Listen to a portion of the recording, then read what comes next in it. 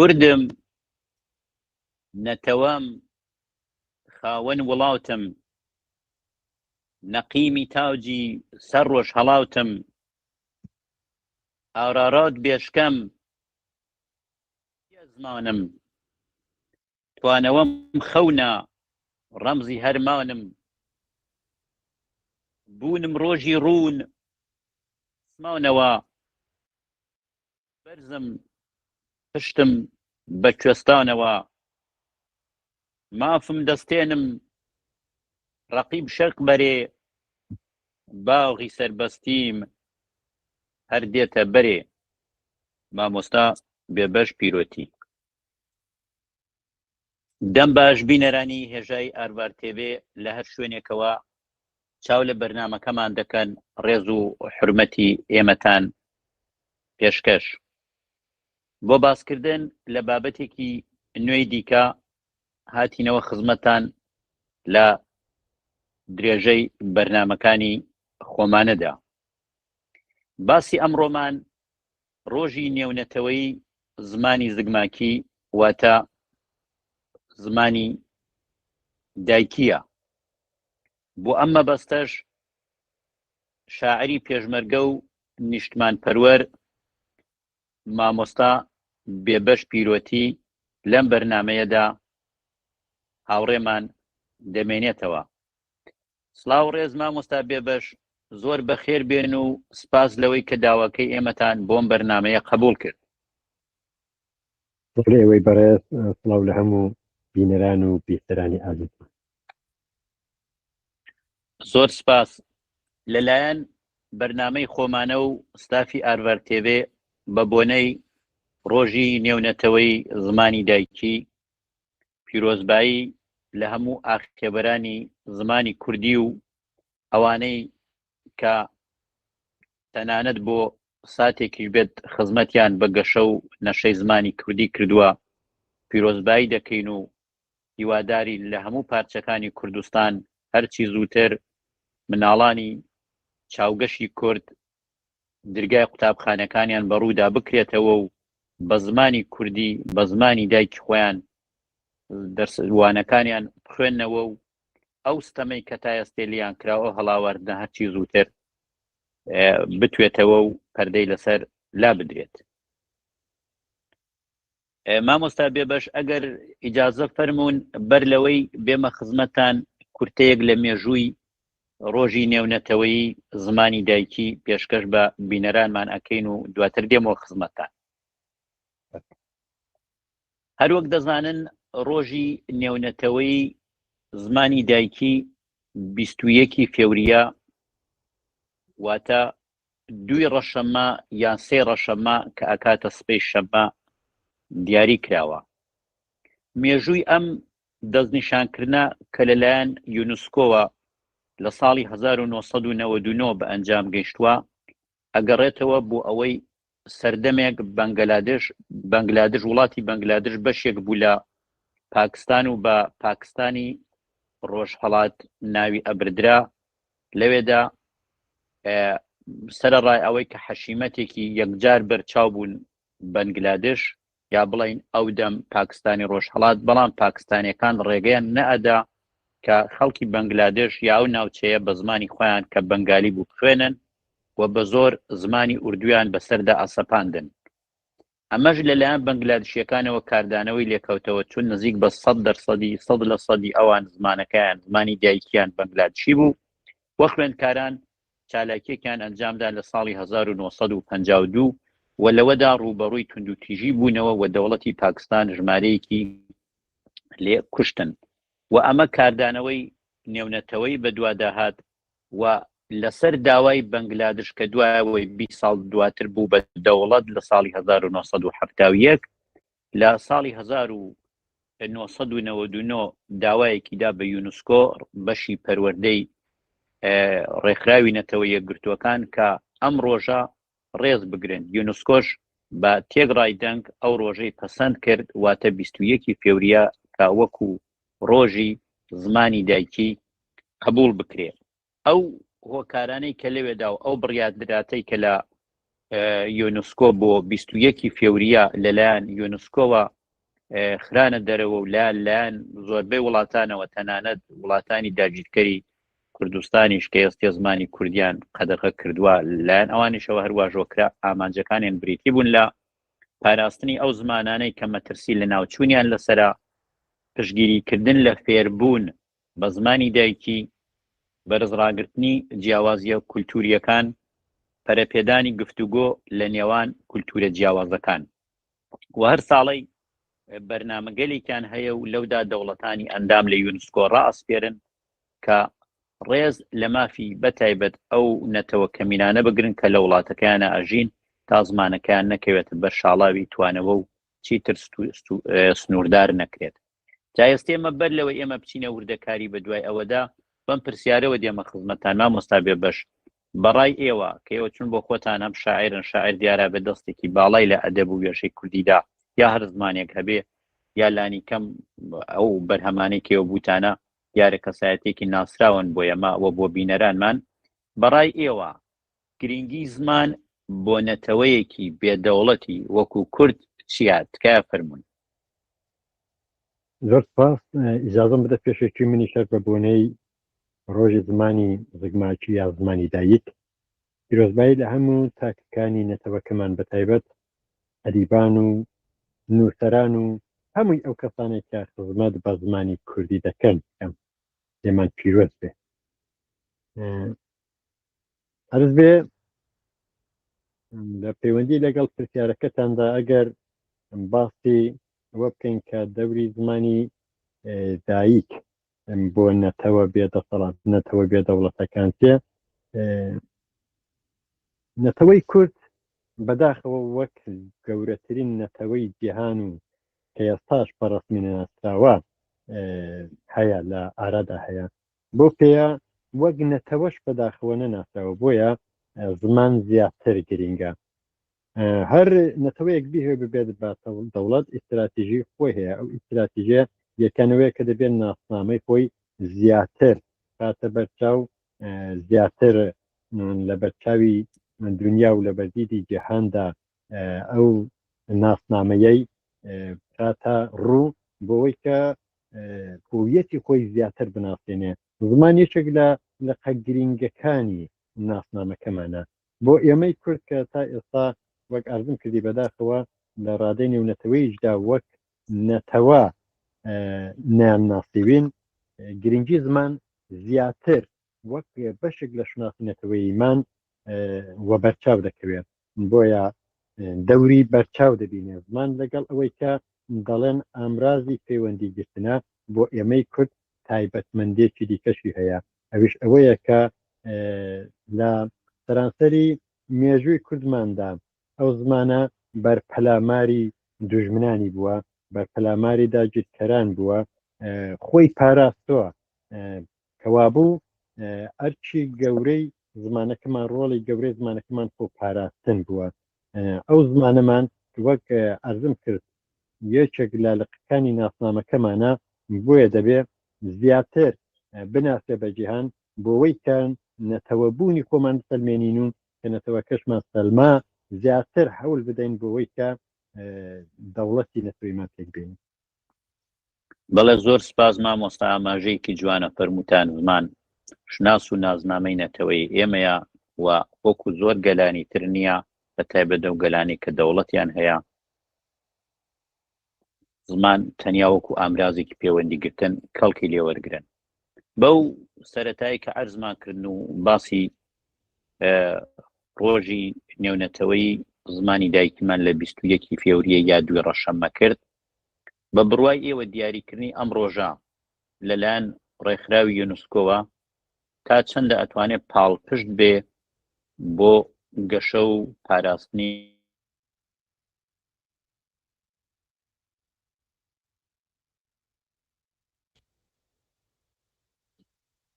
بەداخەوە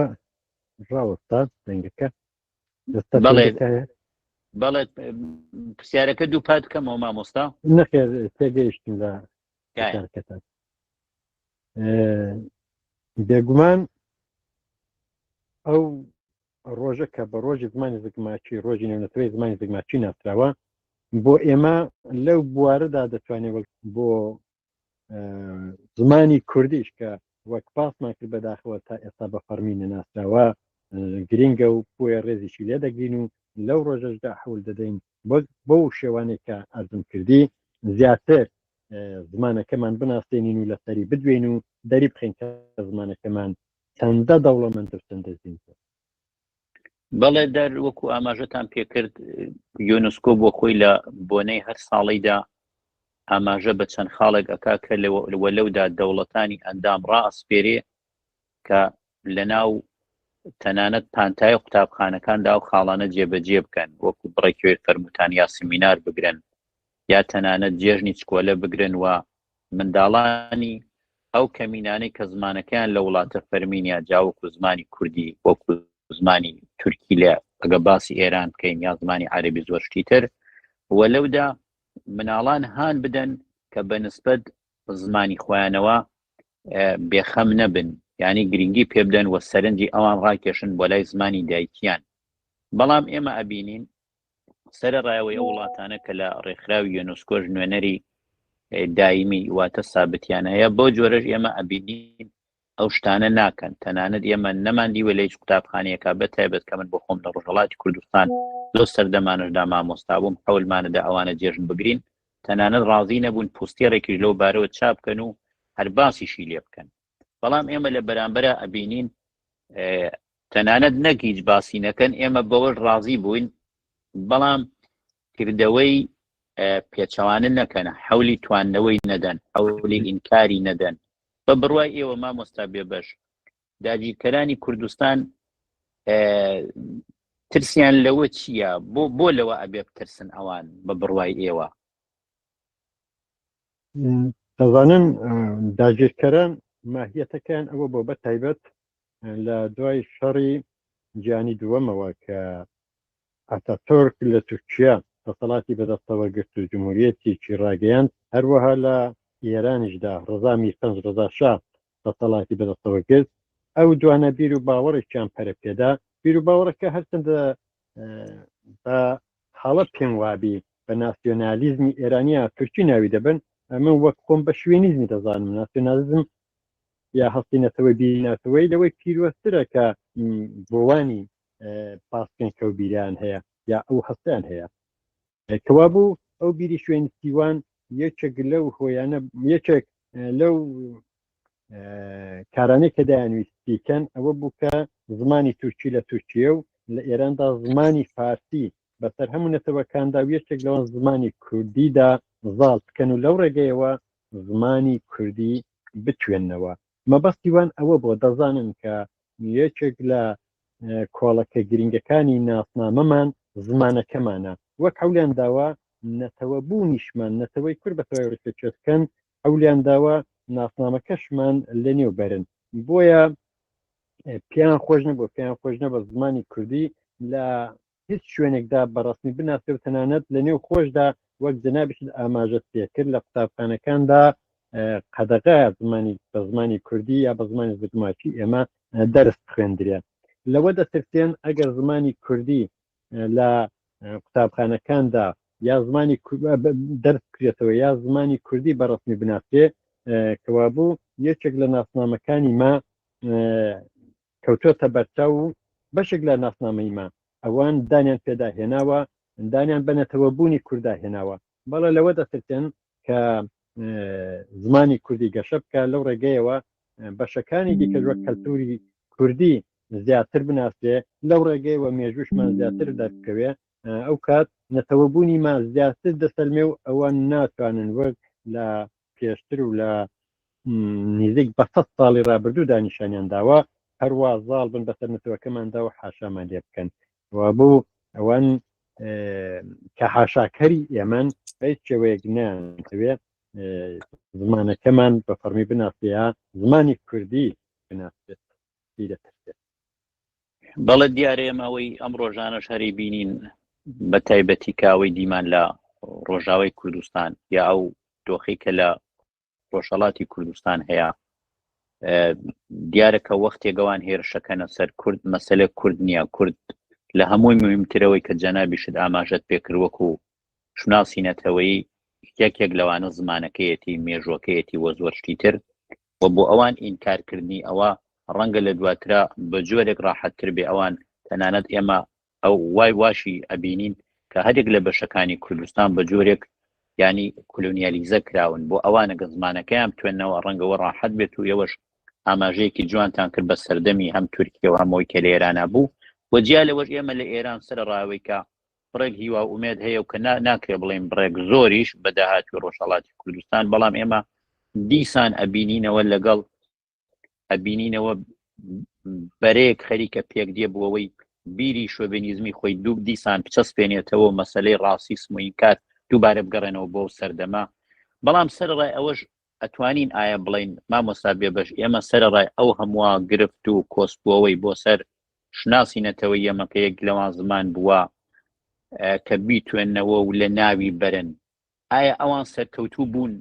لە پارچەکانی کوردستان ڕەنگە مەسەلەی باشوور بڕێک بۆ خۆی جیا بێ بەڵام ئێوە بەتایبەت لە ڕۆژاوا لە باکوور لە ڕۆژهەڵات بەتایبەت کاوەی حوزەی کاری چالاکی جەنابیشتانە بەگشتی ئێوە بۆ خۆتان چۆنیە بینن ئەمڕۆ پێگەی زمانی کوردی تایبەت لە ناولاوانی ئەمڕۆدا چۆنە ئایا نامۆیە یا پێگەیەکی باشیەیە و چەندە هیوا بەخشە بۆ داهاتوو بەڵێ گەرچاو لە ڕابردوو بکەین دەبینین بەو هەموو زوڵم و زۆری و بۆ هەموو جنایەت و فشارەی کە خراوەتە سەر نەتەوەکەمان بیتوێنەوە ئاماژەمان هەروەها زمانەکەمان لەنێوبەرن بەخۆشیەوە بە پێوەی کە نەتەوەکەمان نەتەوەیەکی ڕەسەن و زمانەکەشمان زمانێکی زیندوو ڕەسەن بووە ئەوجار شۆڕش و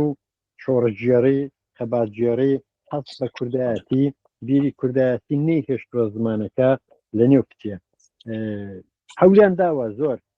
تەنانەت زۆر ئەوە پڕمەترسی بووە وەک ئاماژەمان پێکرد قوتابیانی کوردی شەر لە یەکەم کۆلی دەرسکردنەوە دەبا بە زمانی بێگانە یا بە زمانی فارسی یا تورکی دەرسیان خوێنبا لە تورکیا تەنانەت زمانی کوردی ئاخاوتن لە نێو خۆ و لە نێو خێزانیشدا هەر قەدەغای کرابوو بەڵام وەک دیمان بەختەوەرانە بە هیچ شێوەیەک نەیانتوانی زمانەکەمان ڕێکێکێت بکەن و حاشا لەبوونی بۆ هەمیشە بکەن زمانەکە وێڕایوەی کە شاری زۆری لەسەر بوو بەخۆشیەوە ڕۆژ بەڕۆژ زیاتریش گەشەی کردووە بەتایبەت من زۆر هیوان بە ڕۆژهەڵاتی کوردستانە لە ڕۆژهەڵاتی کوردستان لەجێ زەخت و فشارێکدا کە چ ڕژیمی شای و چه ڕژیمی ئاخوندان بەسەر کووردا هەیان بووە بەو حاڵەش ڕۆڵە خوێنگەرمەکانی کورد بە دانانی ئەنجومەنە ئەدەبیەکان بە پێکێنانی کلاس و وانەی کوردی لە گوندەکان لە شارەکان توانیان زیاتر گەشە بە زمانی کوردی بدەن لەو پەیوەندێدا شاعیر و نووسەرانی ڕووناکبیر و ئەرگوە خۆگری کوردیشمان لەو پەیوەندێدا ڕۆڵی بەرچاویان هەبووە هەر ئاماژە بە ڕۆژهەڵاتی کوردستان دەکەم کە سەردەمی پەهلەویش کەو بیرە شوێنیستیە بەسەر ئێراندا زاڵ بوو وەک فەرمودی سازدیان هەوێ دیسان زاڵی بکەنەوە لەو قۆناغەدا حوجرەکان ببوونە قوتابخانەیەک بۆ فێربوونی زمانی کوردی شعرێک یان نووسراوەیەک ئەو کات بە قاچاغش کە دەگەیشتە نێو کۆمەڵانی خەڵک زۆر زوو وەردەگیرا و بەو پێەیە ئاخافتنیش لە نێو کۆمەڵانی خەڵکدا زیاتر کوردانە مایەوە ئێستا لە ڕۆژهەڵاتی کوردستان ئەدیبان بە نووسینی چیرۆک و ڕمان بە نووسینی شعری باش بە پێکێنانی کۆڕی شعر و بە چاپکردنی بەرهەمەکانیان بە فعالبوون و تێکۆشانیان لە سۆشیال مەیدیادا ئەو هیوایان زیاتر دەستۆ کە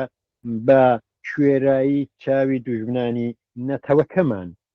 ڕۆژ بە ڕۆژ زمانەکەشمان وەک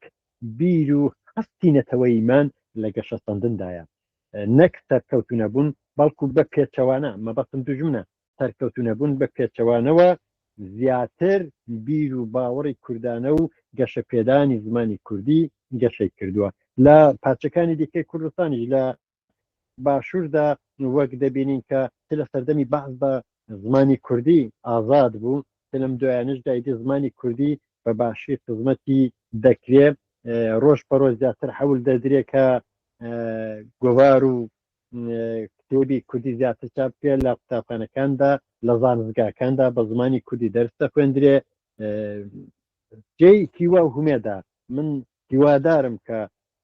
لە داهاتوودا زمانی کوردی زۆر زیاتر کۆ دەناسێنێ و دێتە ڕێژی زمانە بە فەرمی ناسراوەکانی جیهانی هیوادارین مامۆستا گیان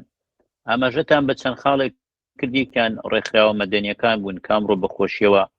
لە زۆربەی پارچەکان بە تایبەت لە ڕۆژهەڵاتی کوردستان زۆرن هەرچەند زۆر کەسیش لەوانی کە لێرە کار ئەکەن بۆ فێرکردنی زمانی کوردی بێبەش نەبوون لە هەڕەشە و لەو خەسارانی کە دوژمن بەسەریدا سەپاندون بەڵام بەو حاڵەشە بەردەوامە بەڵام مەسەلەیەکی دیکە هەیە کە ئێوە ئاماژەتان پێکرد مەسەلەی شۆڕش بە تایبەت لە ئێوە سەردەمانێکیش لە بڕێ میدیا یا تەنیا ڕادیۆ بوو ئەو دەم کە کارتان تێدا ئەکرد لە ئێمە ئەماندی لە کوردستان هیچ شتێک لە ئارادا نیە تەنیا تەلەڤیزیۆن و ڕادیۆ بوو ئەویش ئەوەی کە قۆڕکراوی سەر بەدەسەڵات بوو بە بڕوای ئێوە ڕۆڵی میدیای شۆڕش لە گەشە و نەشەی زمانی کوردی و بۆ تێپەڕکردنی قۆناغێک بۆ ئەوەی بە نەسڵی دوا خۆی بدا چەندە شوێندانەری هەبووە لە کۆمەلگادا بە بڕواییەوە لە شۆڕشدا هەر چەند ئیمکانات کەمە لەگەڵ کەمبوونی ئیمکانیشدا هەڕشەکانی تۆپباران و بۆمباران و کرۆر و ئەوانە زۆر بوون لە هەمووی ئەوانشدا بەپێی ئەو ئیمکانی کە هەبوو چ لە ڕادە و چ لەو گۆڤار و ڕۆژنامانەی کە لە شۆڕشدا چاپ و بڵاو دەکرانەوە ئەوانەی کە لە شۆڕشدا بوون شاعران و نووسەران و ئەدیبان ئەرگوەخۆگرانە وێڕای خەبات بۆ وەدیهێنانی مافەنەتەوەییەکان یەکێک لە ئەرکە گرنگەکانیشان بەڕاستی بە ئەرکی گرنگی سەرشانیان دەزانی کە لە زمانەکەیان زمانی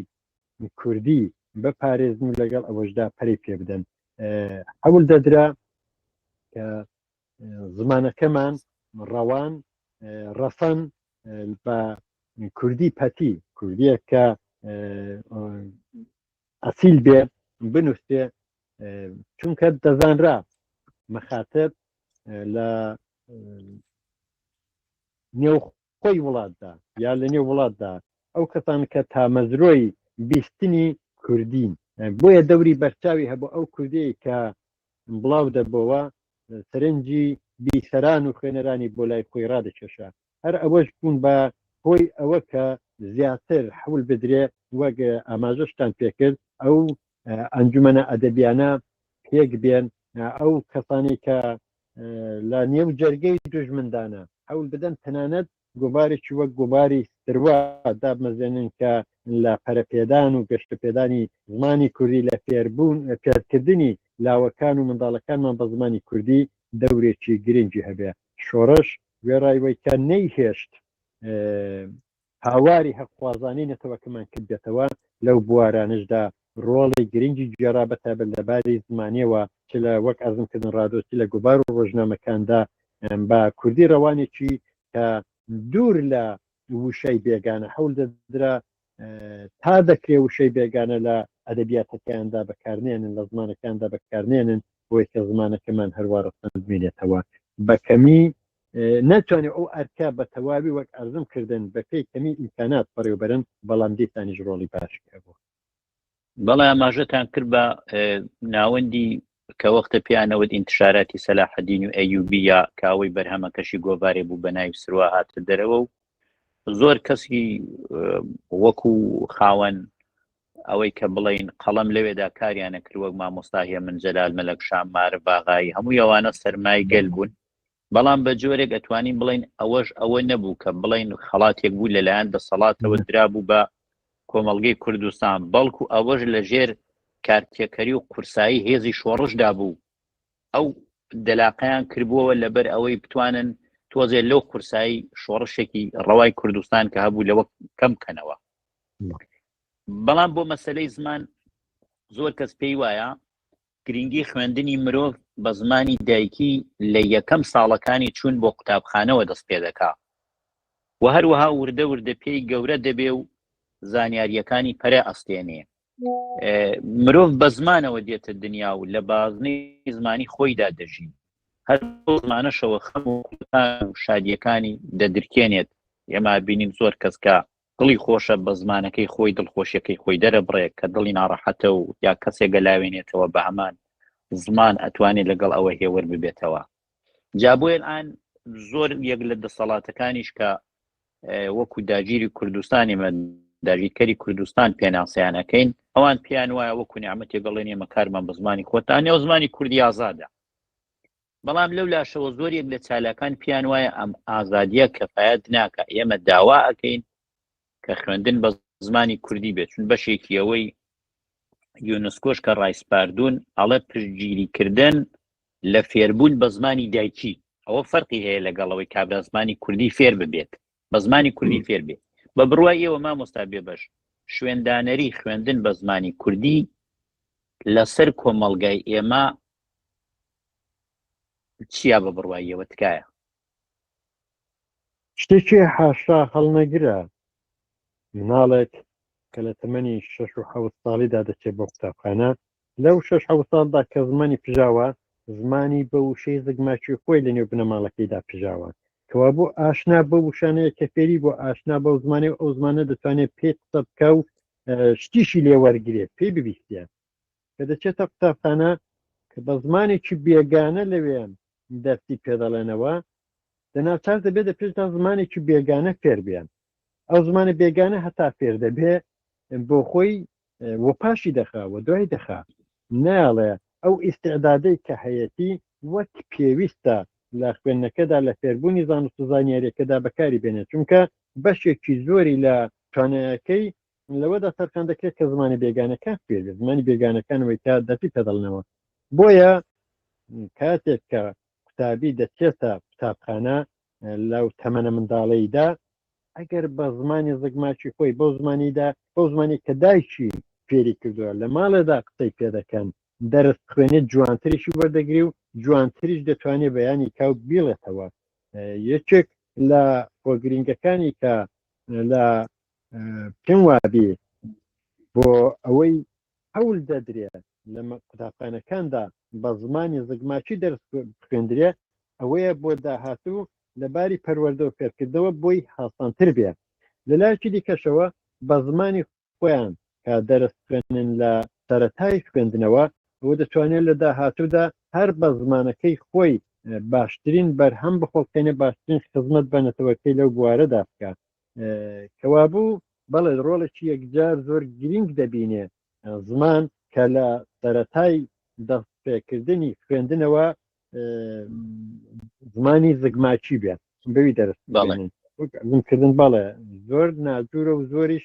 توانایەکان وە دوا دەخا ئەگەر بە زمانی بێگانە دەرس خوێندرێ لە سەرەتاوە. ئێمە مۆستا بێبەش بە بڕوای ئێوە هەبوونی زاراوە جیاوازەکانی کوردی ئایا کێشەن بۆ ئێمەی کورد یا دفەن؟ ئایا لە هەموو زمانی لە هەموو وڵاتاندا وایە یعنی ئەم چەند زاراوەیە شتێکی باو یاساییە یا نەخێر؟ کورد لەبەر ئەوەی کە دەوڵەتی نەبووە بەسەر چەند زاراوەی بەرچاودا دابەشکراوە، تێڕوانینی ئێوە لەو بارەوە چێ تکایە؟ شتێکی ئاساییە لە نەتەوەیەکدا کە زمانێکی تایبەت بەخۆی هەیە زاراوەی جۆرا و جۆر هەبن و حاشا لێ نەکرێ، بەڵام گرنگ ئەوەیە بۆ زمانە ڕسمەکەی یا بۆ نووسینەکەی بۆ ئەدەبیاتەکەی زمانی یەکگرتوو هەبێ. ئەوەی کە تا ئێستا نەماتوانیوە زمانی یەکگرتووی کوردیبان هەبێ بەداخەوە هەر نەبوونی کیانی یا دەوڵەتێکی سەربەخۆی خۆمان بووە. ئەجینا نەتەوەکانی دیکە زاراوەی جۆرا و جۆریان تێدایە، بەڵام فەرهەنگسەرای یا ئەنجومەن یا زمانزانان خۆران کۆبوونەتەوە زمانێکی یەکگرتویان پێکەنەوە بۆ زمانی یەکگرتووی داخەپن لە شوێنە ڕسمەکاندا ئەو زمانی یەکگرتوویە کەلکی لێوەردەگرن زاراوەکانی دیکەش کەلچیان لێوەردەگیرێ سەشیان پێدەکرێ ڕەنگە هەرواشە بەرهەمیشان پێدەخڵقێ هیچ پێشی پێناگیرێ، بەڵام ئەوەی ئەسڵا ئەو زمانی یەکگرتوویە کە دەبێ هەبێ بەداخەوە وەک ئەرزم کردن تا ئێستا سەبارەت بەوەی کە هەم نەتەوەکەمان وەگرین خەکەیان پارچە پارچە کردوونە نانی سوێ گرتوبین دەوڵەتمان نەبووە دەسەڵاتمان نەبووە ئەو بوارەمان وەچنگ نەکەوتووە تا ئەو دەرفەتە پێک بێنین زمانێکی یەکگرتووی کوردیمان هەبێت شتەکە ئاسایە بەڵام دەبێ ئەوە هەبێت ڕستێت مامۆستا بێبەژێمە لە پانتای قوتابخان ئێمە ناکرێ باسی زمانی دایکی بکەین و باز لە مامۆستایانی مافواز و پانتای قوتابخانەکانی کوردستان نەکەین ئەبینین ئێمە سەرڕای ئەو زەخت و گوشارانەی کە هەیە بەردەوام شایەدیەوە بووین کە کۆمەڵێک مامۆستای بوێر و دەروەست و مافواز لە پانتای قوتابخانەکاندا هەڵوێستیان گرتووە و لەوێ نیشانیان داوە ئامانجی ئەوان لە بوون بە مامۆستا هەر ئەوە نیە موچەیەکی مانگانە وەربگرن بەڵکو بەو پەڕی هەست بە بەرپرسایەتی کردن بەرەو ڕووی زۆر نابەرابەری و نەعەداڵەتی بوونەوە کە بۆ خۆشیان وەگەبینی تەنانەت مامۆستامان بووە تا ئاستی ئەعدامکردنیش چووە بەداخەوە بە بڕوای ئێوە هەرکی ئەو مامۆستا مافخوازانە با ئێمە جیام بکەینەوە تۆزێ بە ڕاشکاوانە قسە بکەین لەگەڵ ئەو مامۆستانی دیکە هەرکی ئەو مامۆستانی نیشتمان پەروەرانە بەگشتی لە مەسەلەی پاراستنی زمانی کوردی لە قوتابخانەکاندا چییە؟ سەرتا باوەت ئەرزکەم هەرچی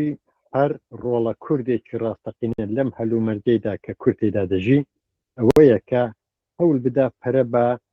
بیری ناسیۆنالیستی بیری کوردایەتی بدا هەرەی پێدەدا و تەنانەت نەکرد لەباری هەست و شوورە و لەباری شعوریشەوە ڕێگا جۆرا و جۆرەکانی چۆن دەکاتکردنی بیری نەتەوەیی فێر بێ و فێر بکە کەوا بوو تاکەکانی کورد ئێستا ئەو ئەرکە قورسیان لەسەر شانە هەرێکەی لە بواری خۆیدا لەو بوارەیدا کە ئیشی تێدا کاری تێدا دەکات لەو بوارەیدا کە خۆری تێدا هەیە ئەرکی سەرشانتی ئەولی بۆ بداجا لە پەیوەندی لەگەڵ ئەوانەدا ئەرکی مامۆستایان زۆر قورستریش دەبێت مامۆستایان کە سابقەکان دەکەونە بەردەستیوان بەتایبەت لە وڵاتە داگیرکراوەکە پارچە داگیرکراوەکانی وەک ڕۆژهەڵات و باکوور و ڕۆژاوادا زۆر قورسترە هەمیشە لەژێر چاوەدێریدان قاچاغن نایڵن سزان دەکەوێت سەرکە بە زمانی کوردی بتوان لە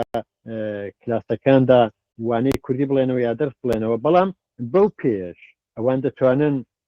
زۆر بەباشی ئەو هەست و بیر و باوەڕی کوردایەتێ لە نێو مێشک و هزبی منداڵەکاندا پەرە پێ بدەن وایان لێ بکەن ئەگەر لە قوتابخانەشدا ناکرێ و ناتوانن بە زمانی کوردی دەرس بخوێنن لە دەرەوە هەر لەو شوێنانەی کە عەرزم کردن ئەو کلاسانەی کە پێک دێن ئەو ئەنجومەنە ئەدەبیانەی کە هەیە و هەوڵ دەدەن ئەوانە چالاکی بنوێن و مناڵان فێری زمانی کوردی بکەن هانیان بدەن قوتابیەکان بەرەو ئەو کۆڕ و کۆبوونەوانە بچن بەرەو فێربوونی زمانی زگماچی دایکیان بچن لەگەڵ ئەوەشدا دەتوانن مامۆستایان ئەرکی گرنگی سەرشانیانە کە مەبەست لە پاراستنی زمانەکەمان گرنگی زمانەکەمان بە قوتابیەکان بڵێنەوە ئەلحەق دەتوانین ئاماژە بۆش بکەین کە وەک جنابیشت باست کرد مامۆستایان ژمارەیەکی بەرچاوێن کەوتنە بەر غەزەبی داگیرکران و دەستگیر کران و سزای قورسیشیان بەسەردا سەپا بەڵام دیسان لە ئەرکی پیرۆزی خۆیان پاشگەز نەبوونەتەوە جێکۆیەتی پڵاو بنێرین بۆ هەموو ئەو مامۆستایانی کە ئاوا بوێرانە و ئاوە ئەرەکناسانە دەفکری بارهێنان و پەروەردەکردنی سابیانی کووردا هەن مناڵانی کووردا بۆی کە کوردانە پەروەردەیانکەن و کوردانە بیان خەنە کۆمەکە بەڵێ زۆر جوانە منیژەر لێرەوە ئەو دەرفەتە گۆزمە و ڕێز و حرمەتمەیە بۆ هەموو مامۆستایانی پێشەنگ لەمەڕ دەستەبەربوونی هەموو مافەکانی گەلە بەشکراوەکەمان لە هەموو پارچەکانی کوردستان بابەتەکەمان بابەتێکی سەرنجڕاکێشە و دیارە باسیش زۆر هەڵەگرێ بە تایبەت ئەو تێڕوانیانەی ئەو کۆمنت و تێڕوانینیانەی ئێوەش دیارە بابەتەکەیان دەوڵەمەند کرد مامۆستا بێبەژیان لەوە زیاتر ناتوانین مەودای بەرنامەکەمانی ئیجازە نادا لە خزمەتانە بین بەڵام دیارە وەک لە ئەوڵەوە عەرزم کردن ئێوەکە وەکو بەشێک لە ئەرکەکانتانەوە شەکە وەک شاعری نەتەوەی ژەرناسراون ئەگە بۆ دوایین بەشی بەرنامەکەمان کۆپلەیەکی لە شارەکانی خۆتانمان پێشکەشکەن زۆر سپاستانەکەین و بەو شارەی جەنابتەوە ماڵاوای لە بەرنامەکەکەین زۆر سپاس بۆ ئێوە و خۆشحاڵ بووم کە لە خزمەتتاندا بووم شارێک بە ناوی ناسنامەکەم منیش دەکەمە کۆتایی بەرنامەکە وەک دیاری پێشکەش بە هەموو بیسەران و بینەرانی دەکەم. پەسا شەودەڕۆیی تروشت لە بیرە خەودا بوو، گڕوگاڵ و بەیت و حەیران چیرۆک بێژی ڕیژ چەرمڵکی گوێیاگردان، وەک ئەفسانەی کۆن و هیچ کات لە بیر نەچوو، هەنیا لە لاپەڕەی سپی و ڕێچکە وشەی بەرچاوی خوێنەرا مابوون، کە دەنجێک وەک هەوری بەهار لەسەر تیاگێکی بەرز ئەوتە هاوار. ئەی ئەوانەی لە ناسینم دەڕەونەوە، تاوێ دەرگای پڵکراوی سەر گوێچکە و بکەنەوە، پەردەی ڕەشی پەنجەرەی چاو هەڵدەنەوە، بزانن کێم. من سەهۆڵ بووم بەتینی تاو قاڵ بوومەوە، بووم بە بەفر و بەسەر خۆمدا باریمەوە. من چیای پیری پشکۆڕم، بە چینچینەی بەفری سرم دیارە پیرم، بەڵام مردن لەلام نەبۆ و نەبۆ دوا ڕۆژ دێتە بیرم. من پشکۆینێ و ئاگردانم، کەدای کە پیر و ژیرەکەم بە هەناسە و ئاخ و ئۆفی دەمگەشێنێ، منە و پشکۆم پاشاکرانی بوونەکەم دەسووتێنێ. من داری نێو لێڕەوارم، گەر هەزار جار بەبڕدرێم، لەژێر تەوری تیژی دوژمن لەت کرێم، بەهاری ساڵی داهاتوو دەڕوێمەوە، بە کوێرایی چاوی دوژمن هەر دێمەوە.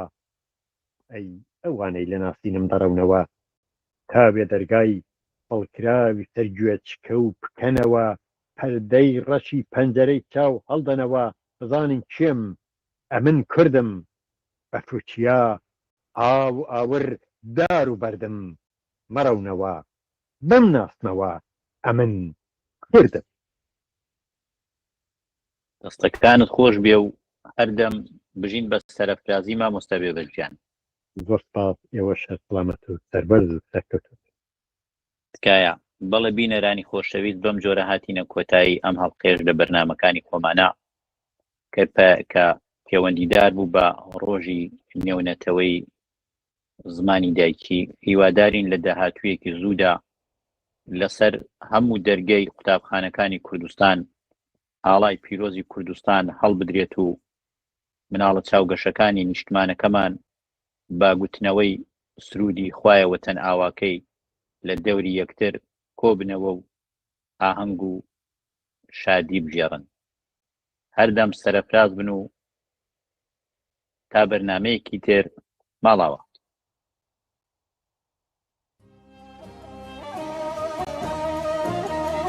زۆر سپاس مامۆستا.